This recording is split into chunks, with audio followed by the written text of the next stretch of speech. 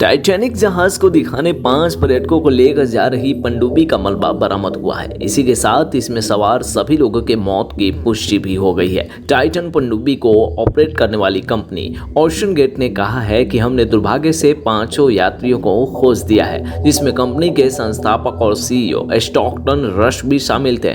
इस पनडुब्बी पर पाकिस्तानी अरबपति शहजादा दाऊद अपने बेटे सुलेमान दाऊद के साथ सवार थे। इस बीच अमेरिकी नौसेना ने बताया है कि उन्हें पनडुब्बी में हुए विस्फोट के बारे में कई दिनों पहले से ही जानकारी मिल चुकी थी। इसके बावजूद वो सबूत मिलने का इंतजार कर रहे थे।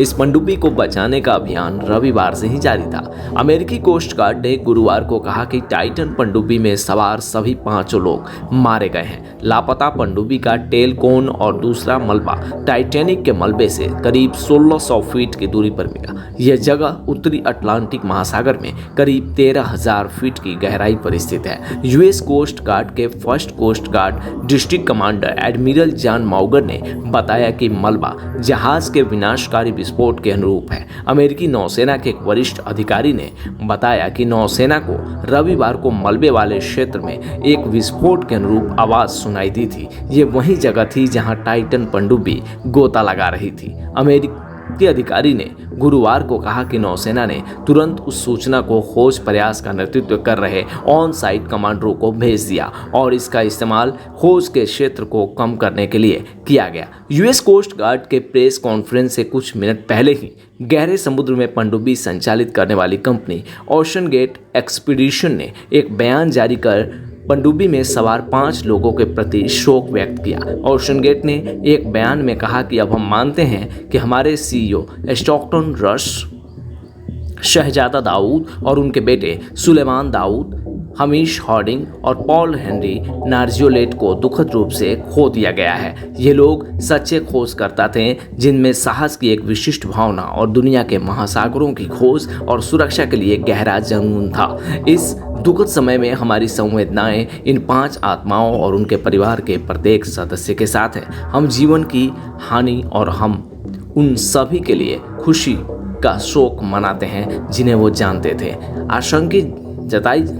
आशंका जताई जा रही है कि टाइटन पनडुब्बी के किसी उपकरण में समुद्र के भीतर विस्फोट हुआ। विस्फोट लगभग 2000 मीटर की गहराई पर हुआ था। यहाँ पानी का दबाव इतना ज़्यादा था कि पनडुब्बी के पचक्खे उड़ गए। विस्फोट किस सिस्टम में हुआ, इसकी जानकारी जुटाई जा रही है। विशेषज्ञों ने कहा है कि विस्फोट के सटीक कारणों का पता लगाने के लिए मलबों का विस्तृत विश्लेषण करने की आवश्यकता है। अभी सर्च टीम के सामने सबसे बड़ी मुश्किल इस पनडुब्बी के टुकड़ों की खोज करना है और उसे पानी से बाहर निकालना है। ये टुकड़े उत्तरी अटलांटिक महासागर में 4000 मीटर की गहराई में पड़े हुए हैं। यहाँ न तो रोशनी है और न ही साफ सतह पर समुद्री कीचड़ का अंबार है। टाइटन पनडुब्बी ने भारतीय समय अनुसार रविवार शाम 7:30 बजे उत्तर अटलांटिक महासागर में गोता लगाना शुरू किया था। इसके ठीक 45 मिनट बाद टाइटन पनडुब्बी का संपर्क उसकी मदरशिप से टूट गया था।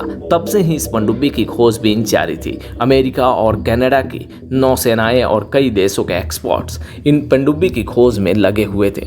इस पनडुब्बी में 96 घंटे का ऑक्सीजन था। ऐसे में संभावनाएं जताई जा रही थी कि शायद इस पनडुब्बी में मौजूद यात्री सुरक्षित हों, लेकिन कई विशेषज्ञों ने पहले ही इनके जिंदा बचने की उम्मीदों को खारिज कर दिया है। कम से कम 2 पूर्व ओशन गेट कर्मचारियों ने वर्षों पहले टाइटन पनडुब्बी की सुरक्षा को लेकर चिंता जताई थी। टाइटन पनडुब्बी पर पाकिस्तानी अरबपति शहजादा दाऊद, अपने बेटे सुलेमान दाऊद, ब्रिटिश अरबपति Hamish Harding, French explorer Paul Henri Nargeolet, OceanGate के सीईओ स्टॉकटन रश सवार थे। स्टॉकटन रश ने ही टाइटैनिक का मलबा दिखाने वाली कंपनी ओशन गेट की स्थापना की थी। उनकी पत्नी के परदादा परदादी की मौत टाइटैनिक जहाज के डूबने से हुई थी। ओशन गेट एक्सपीडिशन के सीईओ रश ने 2021 में एक मैक्सिकन ट्रैवल ब्लॉगर में कहा कि वो नियमों को तोड़ने वाले एक इनोवेटर के रूप में जाना जाना चाहते हैं। उन्होंने कहा कि मुझे लगता है